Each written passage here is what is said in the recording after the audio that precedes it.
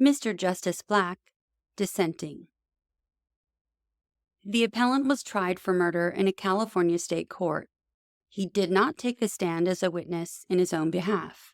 The prosecuting attorney, under purported authority of a California statute, argued to the jury that an inference of guilt could be drawn because of appellant's failure to deny evidence offered against him.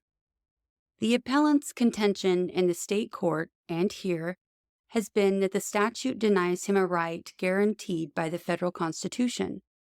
The argument is that 1.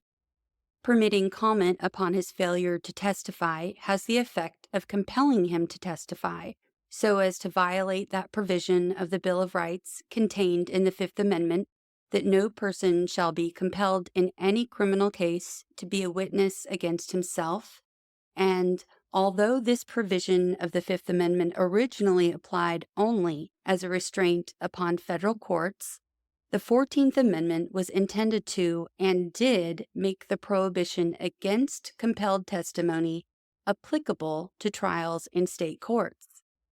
The court refuses to meet and decide the appellant's first contention.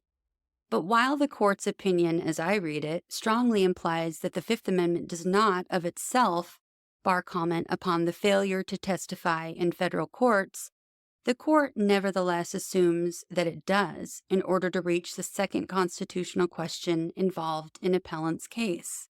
I must consider the case on the same assumption that the court does, for the discussion of the second contention turns out to be a decision which reaches far beyond the relatively narrow issues on which this case might have turned. This decision reasserts a constitutional theory spelled out in Twining v. New Jersey, that this court is endowed by the Constitution with boundless power under natural law, periodically to expand and contract constitutional standards to conform to the court's conception of what, at a particular time, constitutes civilized decency and fundamental liberty and justice. Invoking this Twining rule, the court concludes that, although comment upon testimony in a federal court would violate the Fifth Amendment, identical comment in a state court does not violate today's fashion in civilized decency and fundamentals, and is therefore not prohibited by the federal Constitution as amended. The Twining case was the first, as it is the only, decision of this court which has squarely held that states were free, notwithstanding the Fifth and 14th Amendments, to extort evidence from one accused of crime. I agree that if Twining be reaffirmed, the result reached might appropriately follow, but I would not reaffirm the Twining decision. I think that decision and the natural law theory of the Constitution upon which it relies degrade the constitutional safeguards of the Bill of Rights and simultaneously appropriate for this court a broad power which we are not authorized by the Constitution to exercise. Furthermore, the Twining decision rested on previous cases and broad hypotheses which have been undercut by intervening decisions of this court. My reasons for believing that the Twining decision should not be revitalized can best be understood by reference to the constitutional, judicial, and general history that preceded and followed the case. That reference must be abbreviated far more than is justified but for the necessary limitations of opinion writing. The first 10 amendments were proposed and adopted largely because of fear that government might unduly interfere with prized individual liberties. The people wanted and demanded a Bill of Rights written into their Constitution. The amendments embodying the Bill of Rights were intended to curb all branches of the federal government in the fields touched by the amendments: legislative, executive, and judicial. The Fifth, Sixth, and Eighth Amendments were pointedly aimed at confining exercise of power by courts and judges within precise boundaries, particularly in the procedure used for the trial of criminal cases. Past history provided strong reasons for the apprehensions which brought these procedural amendments into being and attest the wisdom of their adoption. For the fears of arbitrary court action sprang largely from the past use of courts in the imposition of criminal punishments to suppress speech, press, and religion. Hence, the constitutional limitations of courts' powers were, in the view of the founders, essential supplements to the First Amendment, which was itself designed to protect the widest scope for all people to believe and to express the most divergent political, religious, and other views. But these limitations were not expressly imposed upon state court action. In 1833, Barron v. Baltimore was decided by this court. It specifically held inapplicable to the states that provision of the Fifth Amendment which declares, "Nor shall private property be taken for public use without just compensation." In deciding the particular point raised, the court there said that it would not hold that the first 8 amendments applied to the states. This was the controlling constitutional rule when the 14th Amendment was proposed in 1866.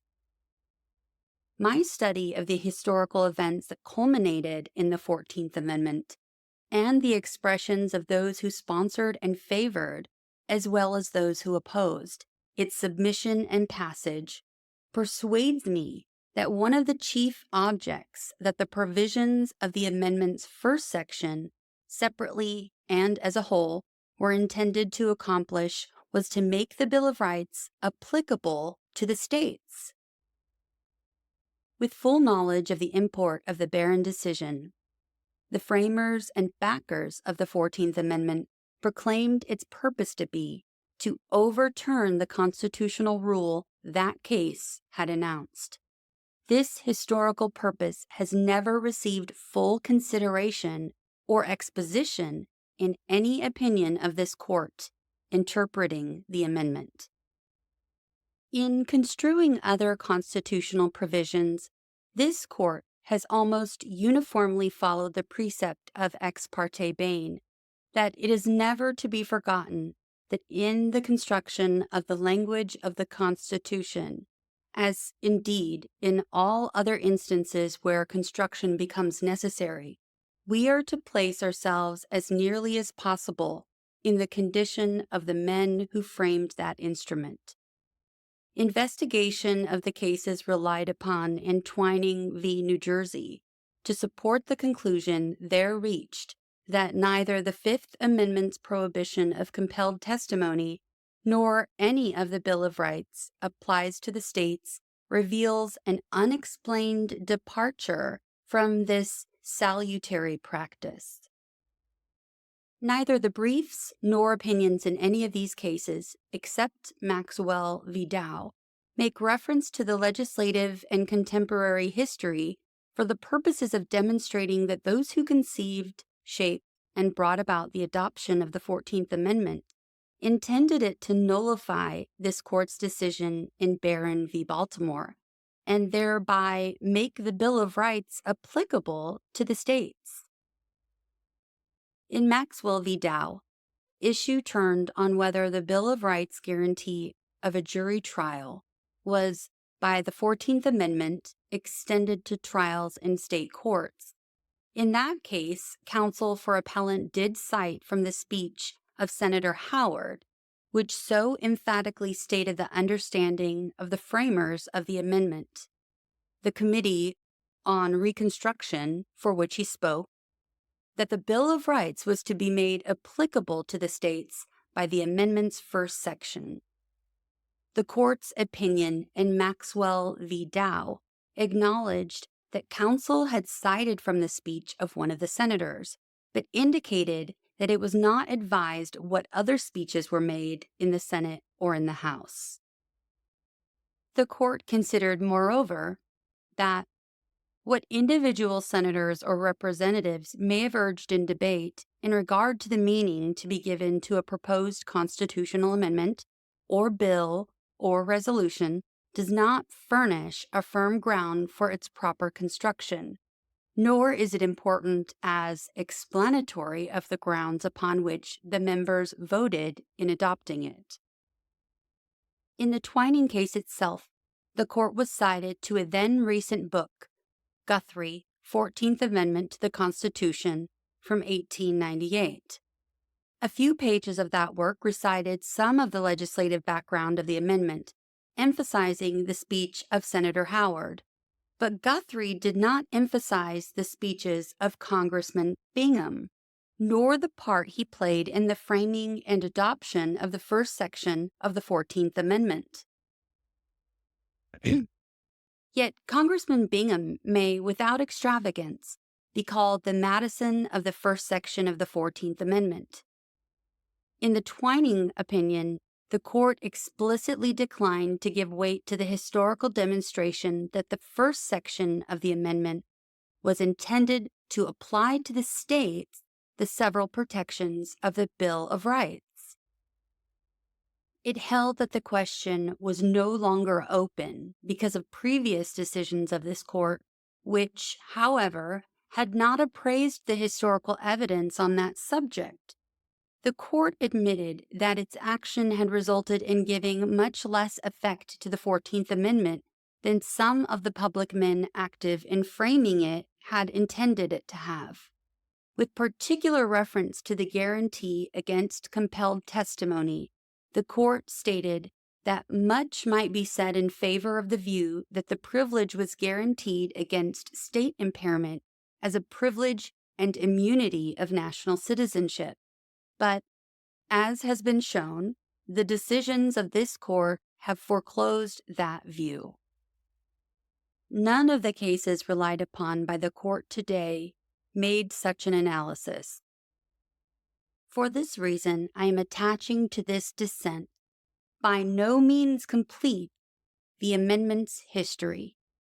In my judgment, that history conclusively demonstrates that the language of the first section of the 14th Amendment, taken as a whole, was thought by those responsible for its submission to the people and by those who opposed its submission sufficiently explicit to guarantee that, thereafter, no state could deprive its citizens of the privileges and protections of the Bill of Rights. Whether this court ever will, or whether it now should, in the light of past decisions, give full effect to what the amendment was intended to accomplish, is not necessarily essential to a decision here. However that may be, our prior decisions, including Twining, do not prevent our carrying out that purpose, at least to the extent of making applicable to the states, not a mere part, as the court has, but the full protection of the Fifth Amendment's provision against compelling evidence from an accused to convict him of crime.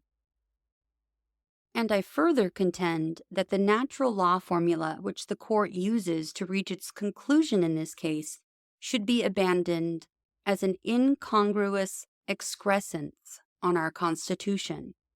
I believe that formula to be itself a violation of our Constitution, in that it subtly conveys to courts, at the expense of legislatures, ultimate power over public policies in fields where no specific provision of the Constitution limits legislative power.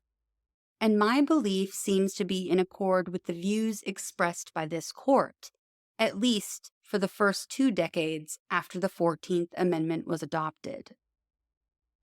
In 1872, 4 years after the amendment was adopted, the slaughterhouse cases came to this court. The court was not presented in that case with the evidence which showed that the special sponsors of the amendment in the House and Senate had expressly explained one of its principal purposes to be to change the Constitution as construed in Barron v. Baltimore and make the Bill of Rights applicable to the states. Nor was there reason to do so, for the state law under consideration in the slaughterhouse cases was only challenged as one which authorized a monopoly, and the brief for the challenger properly conceded that there was no direct constitutional provision against a monopoly. The argument did not invoke any specific provision of the Bill of Rights, but urged that the state monopoly statute violated the natural right of a person to do business and engage in his trade or vocation. On this basis, it was contended that bulwarks that have been erected around the investments of capital are impregnable against state legislation. These natural law arguments so suggested of the premises on which the present due process formula rests were flatly rejected by a majority of the court in the slaughterhouse cases. What the court did hold was that the Privileges and Immunities Clause of the 14th Amendment only protected from state invasion such right as a person has because he's a citizen of the United States. The court enumerated some, but refused to enumerate all of these national rights. The majority of the court emphatically declined the invitation of counsel to hold that the 14th Amendment subjected all state regulatory legislation to continuous censorship by this court in order for it to determine whether it collided with this court's opinion of natural right and justice. In effect, the slaughterhouse cases rejected the very natural justice formula the court today embraces. The court did not meet the question of whether the safeguards of the Bill of Rights were protected against state invasion by the 14th Amendment. And it specifically did not say, as the court now does, that particular provisions of the Bill of Rights could be breached by the states in part, but not breached in other respects, according to this court's notions of civilized standards, canons of decency, and fundamental justice. Later, but prior to the Twining case, this court decided that the following were not privileges or immunities of national citizenship so as to make them immune against state invasion: the Eighth Amendment's prohibition against cruel and unusual punishment, the Seventh Amendment's guarantee of a jury trial in civil cases, the Second Amendment's right of the people to keep and bear arms, the Fifth and Sixth Amendment's requirements for indictment in capital or other infamous crimes, and for trial by jury in criminal prosecutions. While it can be argued that these cases implied that no one of the provisions of the Bill of Rights was made applicable to the states as attributes of national citizenship, no one of them expressly so decided. In fact, the court in Maxwell v. Dow concluded no more than that the privileges and immunities of citizens of the United States do not necessarily include all the rights protected by the first 8 amendments to the federal Constitution against the powers of the federal government. After the Slaughterhouse decision, the court also said that states could, despite the Due Process Clause of the 14th Amendment, take private property without just compensation, abridge the freedom of assembly guaranteed by the First Amendment, prosecute for crime by information rather than indictment, regulate the price for storage of grain in warehouses and elevators. But this court also held in a number of cases that colored people must, because of the 14th Amendment, be accorded equal protection of the laws. Thus, up to and for some years after 1873, when Munn v. Illinois was decided, this court steadfastly declined to invalidate states' legislative regulation of property rights or business practices under the 14th Amendment unless there were racial discrimination involved in the state law challenged. The first significant breach in this policy came in 1889 in Chicago v. Minnesota. A state's railroad rate regulatory statute was there stricken as violative of the Due Process Clause of the 14th Amendment. This was accomplished by reference to a due process formula which did not necessarily operate so as to protect the Bill of Rights' personal liberty safeguards, but which gave a new and hitherto undiscovered scope for the court's use of the Due Process Clause to protect property rights under natural law concepts. And in 1896, in Chicago B and QR v. Chicago, this court, in effect, overruled Davidson v. New Orleans by holding, under the new due process natural law formula, that the 14th Amendment forbade a state from taking private property for public use without payment of just compensation. Following the pattern of the new doctrine formalized in the foregoing decisions, the court, in 1896, applied the Due Process Clause to strike down a state statute which had forbidden certain types of contracts. In doing so, it substantially adopted the rejected argument of counsel in the slaughterhouse cases that the 14th Amendment guarantees the liberty of all persons under natural law to engage in their chosen business or vocation. In the Allgaier opinion, the court quoted with approval the concurring opinion of Mr. Justice Bradley in a second slaughterhouse case, Butchers Union Company v. Crescent City Company, which closely followed one phase of the argument of his dissent in the original slaughterhouse cases, not that phase which argued that the Bill of Rights was applicable to the states.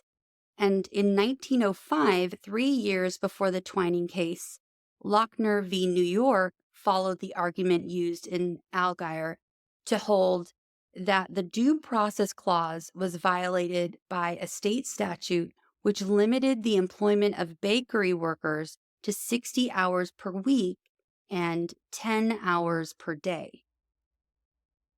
The foregoing constitutional doctrine, judicially created and adopted by expanding the previously accepted meaning of due process, marked a complete departure from the slaughterhouse philosophy of judicial tolerance of state regulation of business activities.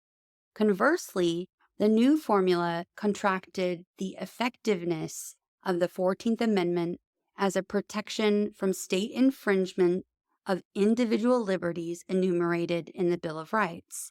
Thus, the court's second thought interpretation of the amendment was an about-face from the slaughterhouse interpretation and represented a failure to carry out the avowed purpose of the amendment's sponsors.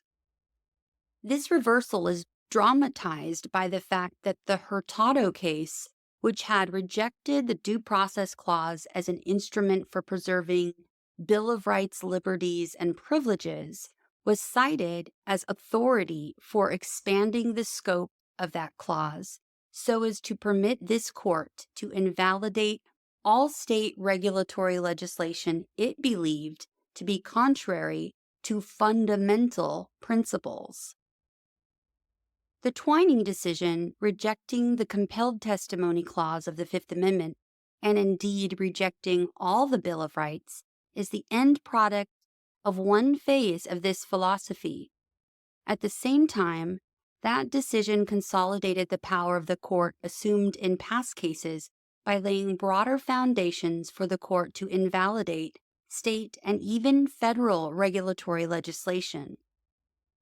For the Twining decision, giving separate consideration to due process and privileges or immunities went all the way to say that the Privileges or Immunities Clause of the 14th Amendment did not forbid the states to abridge the personal rights enumerated in the first 8 amendments, and in order to be certain, so far as possible, to leave this court wholly free to reject all the Bill of Rights as specific restraints upon state action.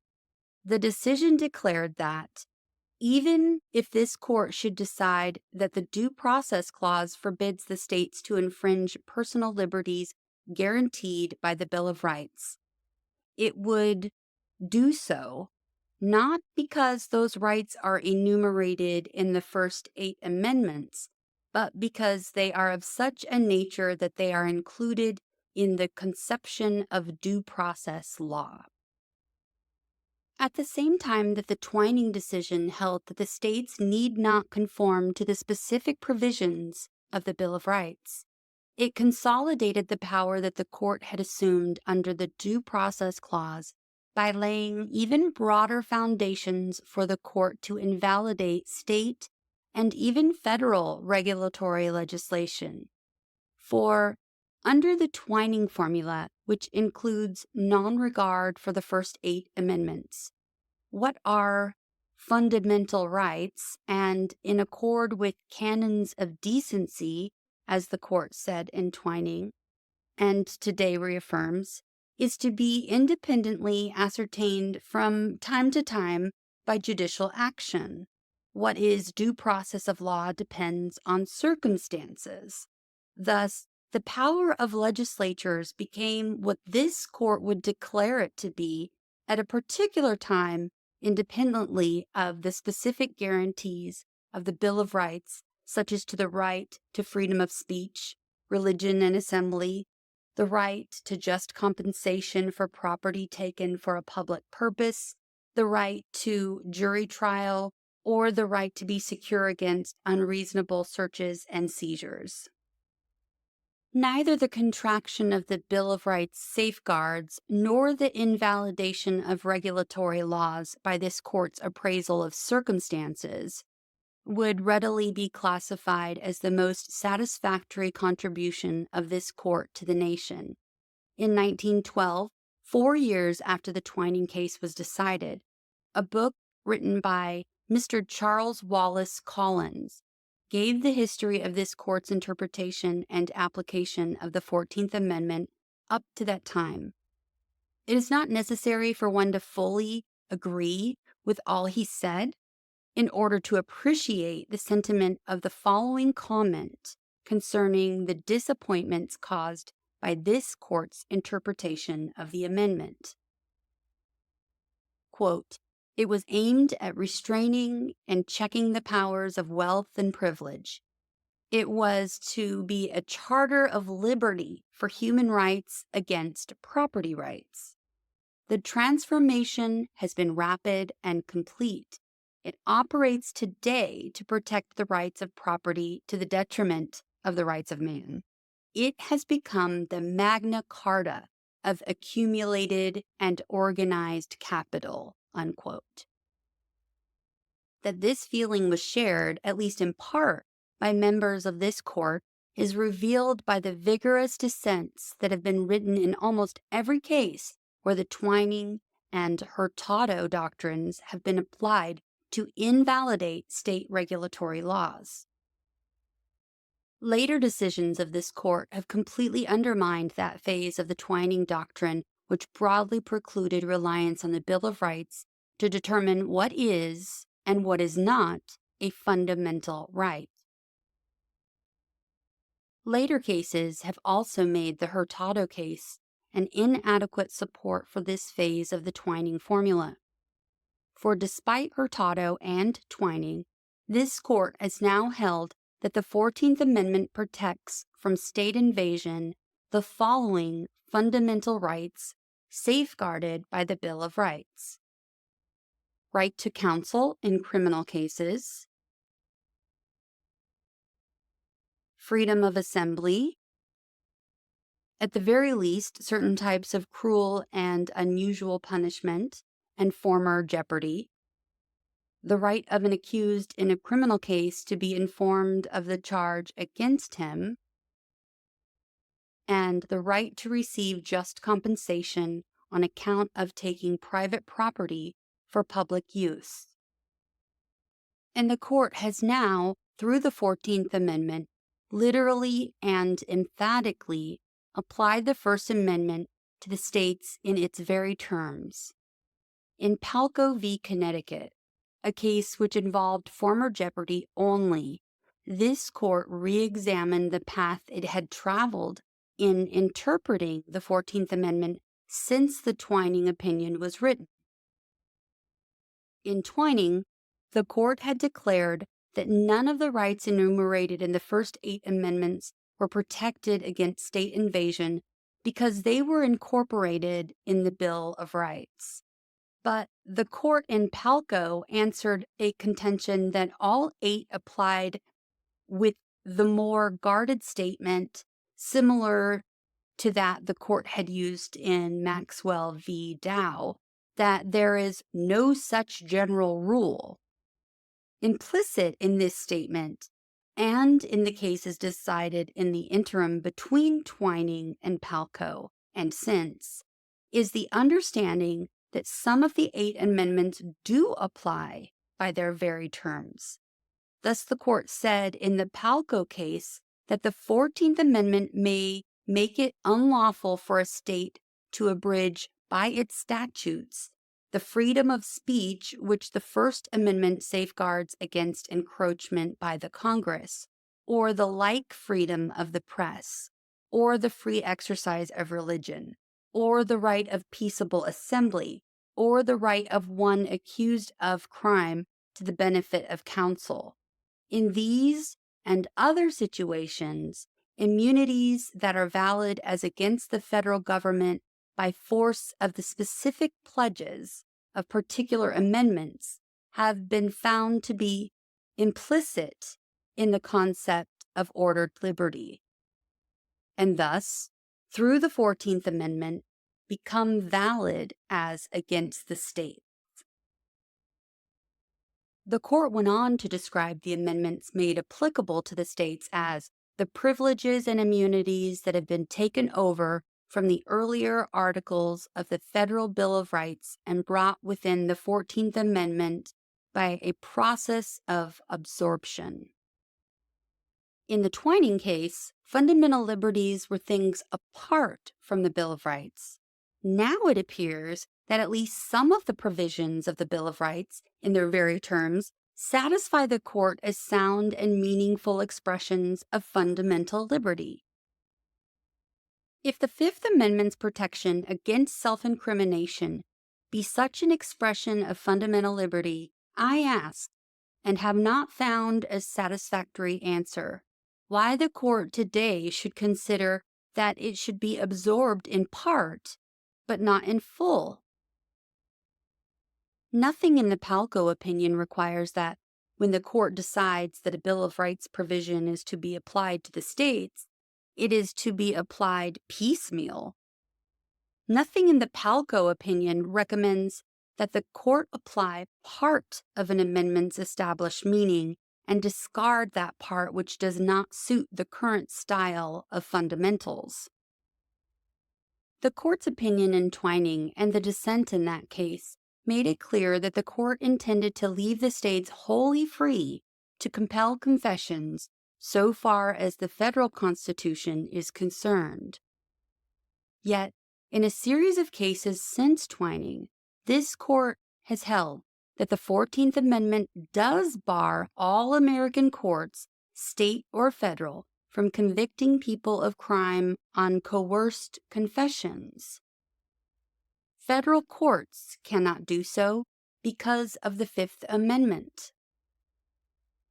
And state courts cannot do so because the principles of the Fifth Amendment are made applicable to the states through the 14th by one formula or another. And taking note of these cases, the court is careful to point out in its decision today that coerced confessions violate the federal Constitution if secured by fear of hurt, torture, or exhaustion. Nor can a state, according to today's decision, constitutionally compel an accused to testify against himself by any other type of coercion that falls within the scope of due process. Thus, the court itself destroys or at least drastically curtails the very Twining decision it purports to reaffirm. It repudiates the foundation of that opinion, which presented much argument to show that the compelling a man to testify against himself does not violate a fundamental right or privilege. It seems rather plain to me why the court today does not attempt to justify all of the broad Twining discussion. That opinion carries its own refutation on what may be called the factual issue the court resolved. The opinion itself shows, without resort to the powerful argument in the dissent of Mr. Justice Harlan, that outside of Star Chamber practices and influences, the English-speaking peoples have for centuries abhorred and feared the practice of compelling people to convict themselves of crime. It seems rather plain to me why the court today does not attempt to justify all of the broad Twining discussion. That opinion carries its own refutation on what may be called the factual issue the court resolved. The opinion itself shows, without resort to the powerful argument in the dissent of Mr. Justice Harlan, that outside of Star Chamber practices and influences, the English-speaking peoples have for centuries abhorred and feared the practice of compelling people to convict themselves of crime. I shall not attempt to narrate the reasons.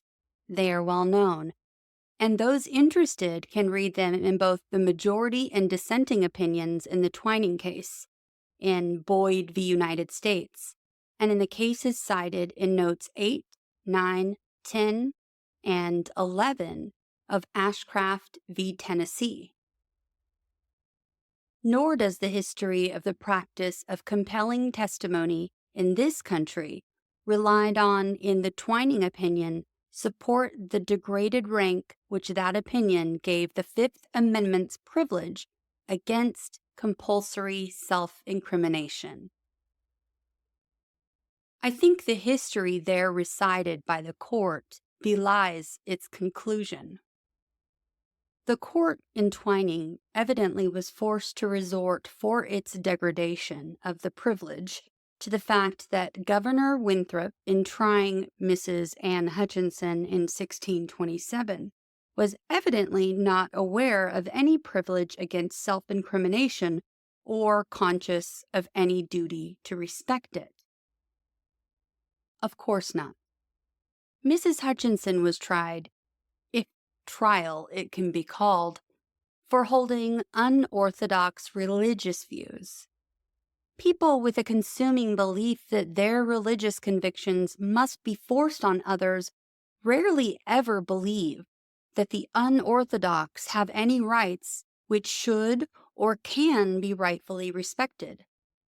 As a result of her trial and compelled admissions, Mrs. Hutchinson was found guilty of unorthodoxy and banished from Massachusetts. The lamentable experience of Mrs. Hutchinson and others contributed to the overwhelming sentiment that demanded adoption of a constitutional Bill of Rights. The founders of this government wanted no more such trials and punishments as Mrs. Hutchinson had to undergo. They wanted to erect barriers that would bar legislators from passing laws that encroached on the domain of belief and that would, among other things, strip courts of all public officers of a power to compel people to testify against themselves. I cannot consider the Bill of Rights to be an outworn 18th century straitjacket, as the Twining opinion did. Its provisions may be thought outdated abstractions by some, and it is true that they were designed to meet ancient evils. But they are the same kind of human evils that have emerged from century to century, wherever excessive power is sought by the few at the expense of the many. In my judgment, the people of no nation can lose their liberty so long as a Bill of Rights like ours survives and its basic purposes are conscientiously interpreted, enforced, and respected so as to afford continuous protection against old as well as new devices and practices which might thwart those purposes. I fear to see the consequences of the court's practice of substituting its own concepts of decency and fundamental justice for the language of the Bill of Rights as its point of departure in interpreting and enforcing that Bill of Rights. If the choice must be between the selective process of the Palco decision, applying some of the Bill of Rights to the states, or the Twining rule, applying none of them, I would choose the Palco selective process. But rather than accept either of these choices, I would follow what I believe was the original purpose of the 14th Amendment, to extend to all the people of the nation the complete protection of the Bill of Rights. To hold that this court can determine what, if any, provisions of the Bill of Rights will be enforced, and if so, to what degree, is to frustrate the great design of a written constitution. Conceding the possibility that this court is now wise enough to improve on the Bill of Rights by substituting natural law concepts for the Bill of Rights, I think the possibility is entirely too speculative to agree to take that course. I would therefore hold in this case that the full protection of the Fifth Amendment's proscription against compelled testimony must be afforded by California. This I would do because of reliance upon the original purpose of the 14th Amendment. It is an illusory apprehension that literal application of some or all of the provisions of the Bill of Rights to the states would unwisely increase the sum total of the powers of this court to invalidate state legislation. The federal government has not been harmfully burdened by the requirement that enforcement of federal laws affecting civil liberty conform literally to the Bill of Rights. Who would advocate its repeal?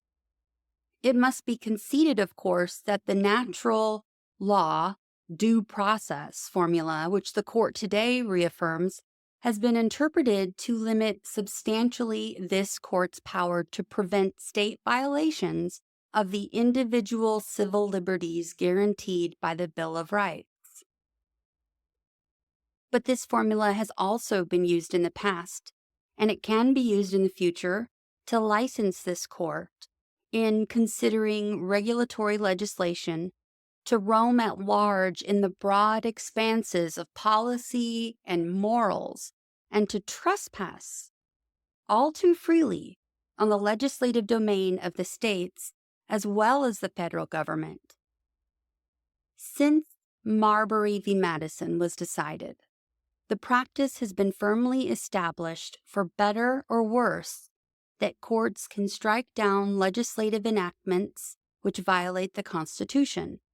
This process, of course, involves interpretation, and since words can have many meanings, interpretation obviously may result in contraction or extension of the original purpose of a constitutional provision, thereby affecting policy. But to pass upon the constitutionality of statutes by looking to the particular standards enumerated in the Bill of Rights and other parts of the Constitution is one thing. To invalidate statutes because of the application of natural law deemed to be above and unidentified by the Constitution is another. In the one instance, courts proceeding within clearly marked constitutional boundaries seek to execute policies written into the Constitution. In the other, they roam at will in the limitless area of their own beliefs as to the reasonableness and actually select policies a responsibility which the Constitution entrusts to the legislative representatives of the people.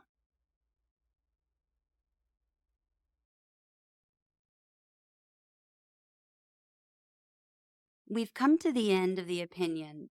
Until next episode, thanks for listening to what SCOTUS wrote us.